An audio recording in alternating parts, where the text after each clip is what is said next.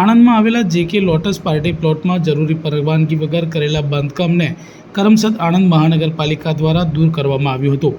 આણંદના જે.કે. Lotus party પ્લોટને અગાઉ building use અને ફાયરની જરૂરી પરમિશન ન હોવાથી મહાનગરપાલિકા દ્વારા નોટિસ આપવામાં આવી હતી અને જરૂરી પુરાવાઓ રજૂ ન કરાતા પાર્ટી પ્લોટ સીલ કરવામાં આવ્યો હતો. આ નોટિસ અન્વયે પાર્ટી પ્લોટના માલિકો ગુજરાત હાઈકોર્ટમાં ગયા હતા.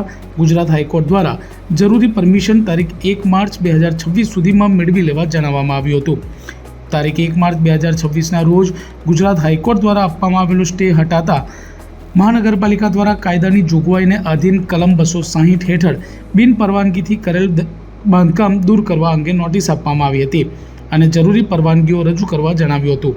જોકે પાર્ટી પ્લોટના માલિક દ્વારા હાઈકોર્ટ દ્વારા આપવામાં આવેલ મુદત પૂર્ણ થતાં કોઈપણ પ્રકારની બીયુ પરમિશન, ફાયર કે કોઈ પરવાનગી ન મેળવતા બાંધકામ દૂર કરવા અંગે આખરી નોટિસ પણ આપવામાં આવી હતી, જેમાં જે.કે. લોટસ પાર્ટી પ્લોટ્સના સંચાલકો દ્વારા કોઈપણ પ્રત્યુત્તર મહાનગરપાલિકાને ન આપતા મહાનગરપાલિકાની એસ્ટેટ વિભાગની ટીમ દ્વારા જરૂરી કાર્યવાહી કરવામાં આવી, જેમાં બિનઅધિકૃત બાંધકામને દૂર કરવામાં આવ્યું હતું.